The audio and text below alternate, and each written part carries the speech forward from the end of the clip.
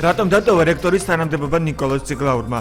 რექტორი, რომელიც ცხოვრობდა შერატონში, სასტუმრო ინტურისტებში, სანაპიროსა და ბოლოს ნაკრებად ბინაში ყოველთვიურად იხდიდა 4595 ლარს.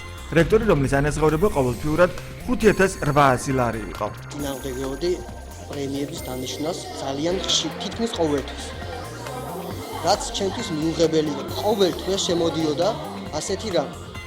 უნდა დაენიშნოს პრემია რექტორს. მისგან მიიღო რექტორმა იმის უფლება, რომ საზღვაო აკადემიის ბიუჯეტიდან 48000 ლარი ავტომანქანისათვის, კაბინეტის ავეჯისათვის 47000 ლარი, ხოლო მობილური ტელეფონისთვის 4097 ლარი დაეხარჯა.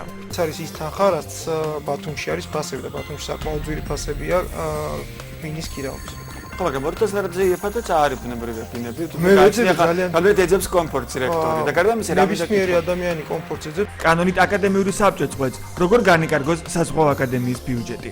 ეს ციფრები და მათი რაოდენობა ეს გვეგონა, ნორმალურად რაღაც რო იქნება რა, აქ ყოფილა კოლოსალური ტანგები. როგორ უნდა განვითარდეს საზღვაო აკადემია?